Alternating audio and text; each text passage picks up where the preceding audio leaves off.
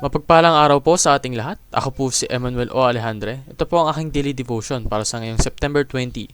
And for today, we are going to talk about how humility makes us wiser every day. Makikita po natin ito sa Proverbs chapter 11 verse 2 na nagsasabing, "When pride comes, then comes disgrace. But with humility comes wisdom." Sa Tagalog, kahihiyan ang laging dulot ng kapalaluan. Ngunit pagpapakumbabay nagbubunga ng karunungan. Masasabi po natin na yung pride, yung ego natin, yung hindi natin kinakayang namamaliit tayo, yun po yung nagbibigay sa atin ng disgrace, ng kahihiyan, no?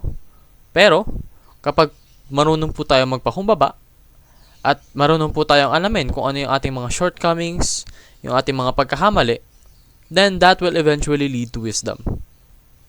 Dahil, when it comes to being humble, to having humility, nalalaman natin yung mga bagay na kailangan nating i-improve. Nalalaman natin yung mga pagkukulang natin.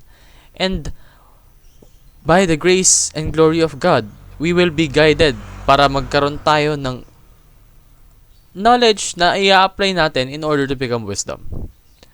So, pride fails and humility succeeds. Kung gusto mong maging successful, kung gusto mong magkaroon ng continuous growth, embrace humility. And take away your pride. So, paano nga ba natin ito ma-apply, no? Unang-una, avoid pride. Tanggalin mo sa sistema mo as it leads to disgrace. Kapag pinapairal mo yung pride, yung pagkalaki ng ulo mo, yung pagkayabang mo, na sa tingin mo kaya mo na yung lahat ng bagay, keep in mind na tao lang tayo. We are full of mistakes. We are full of flaws. Kaya nga, naririyan ang Panginoon upang lagi tayong patawarin. So, don't be prideful, no? Pangalawa, be humble as it leads to wisdom. Alamin mo yung mga bagay na kung saan ka nagkukulang. In that way, you will improve. In that way, malalaman mo kung ano ba dapat mong gawin upang tunay na lumago bilang isang tao. And lastly po, keep on improving as it leads to success. Be consistent. Hindi yung one day humble ka, then kapag nagkaroon ka na ng onting wisdom, magiging prideful ka na. Kasi, back to the start ka lang nun.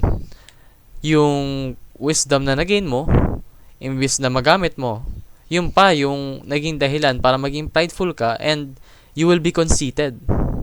So, iwasan po natin yun, no? We should always be humble, express our humility, and avoid being prideful. Yun lamang po. Maraming salamat sa pakikinig. Pagpalain po tayong lahat and let us all give glory to God.